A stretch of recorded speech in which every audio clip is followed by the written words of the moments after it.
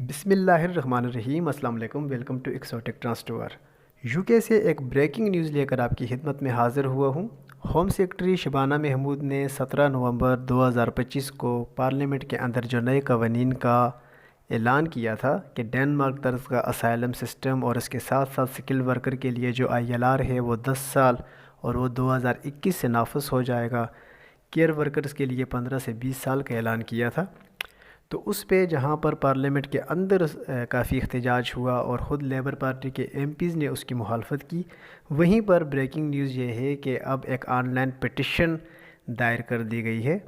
Us on line petition میں یہ موقف اختیار کیا ہے کہ جو لوگ 5 سال پہلے UK میں آئے تھے اور UK کی گورنمنٹ نے ان کو سکل ورکر، کیئر ورکر یا کوئی بھی جب ویزا دیا تھا تو ان کے ساتھ یہ کمٹ کیا تھا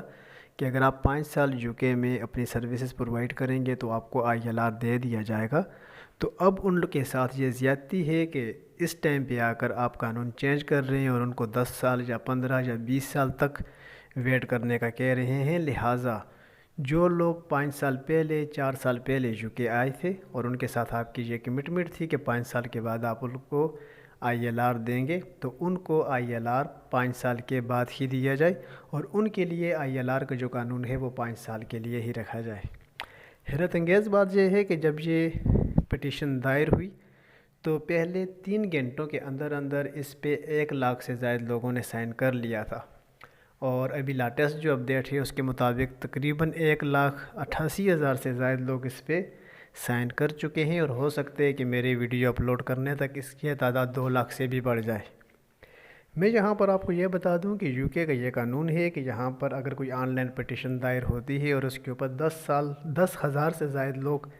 سائن کر لیتے ہیں تو پھر اس پٹیشن کو پارلیمنٹ کے اندر ڈسکس کرنا لازمی ہوتا ہے۔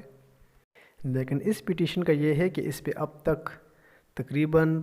1,88,000 سے زائد لوگ سائن کر چکے ہیں، جو اس بات کی نوید ہے کہ یہ پٹیشن جو ہے یہ UK کی پارلیمنٹ میں اب ڈسکس ہونے کے لیے آئے گی۔ شبانہ محمود نے جو اعلانات کیے تھے وہ بھی حتمی نہیں تھے، ابھی اس پہ قانون نہیں بنا، وہ بھی تجاویز ہیں، اور ابھی انہوں نے قانون بننے کے مراحل سے گزرنا ہے۔ اور جو لیبر پارٹی ہے اس کے اپنے MPs بھی چونکہ شبانہ محمود کی اس موقف کی اگینسٹ جا رہے تھے، وہاں پر پارلیمنٹ کے اندر جو خوش نظر آ رہے تھے وہ نائجل فراز کی پارٹی یا اپوزیشن کی پارٹیز تو خوش تھی، لیکن خود حکومتی MPs جو ہیں وہ شبانہ محمود کی ان نئی تجاویز کے خلاف احتجاج کر رہی تھی، چونکہ ظاہر ہے جن ایریاز میں امیگرنٹس کے ووٹرز زیادہ ہیں وہاں پر ان کے ووٹ بینک پہ بھی اثر پڑے گا۔ لیکن شبانہ محمود بضد تھی کہ وہ کسی کے پریشر میں نہیں آئیں گی اور UK کے مفاد میں کام کریں گی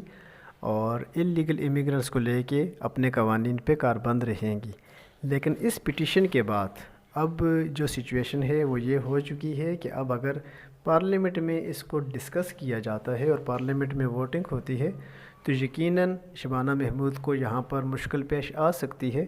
کہ وہ اپنی تجاویز کے حق میں MPs کو منوائیں اور وہاں پر جو ہے اپنی تجاویز کو منظور کروا سکیں۔ تو یہ ایک اپڈیٹ تھی جو آپ کے ساتھ شیئر کرنا ضروری تھی،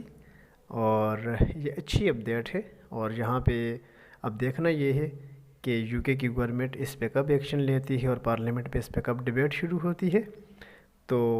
ملتے ہیں جلد ایک نئی اپڈیٹ کے ساتھ، تب تک کے لیے اجازت دیجیے گا۔ اللہ حافظ۔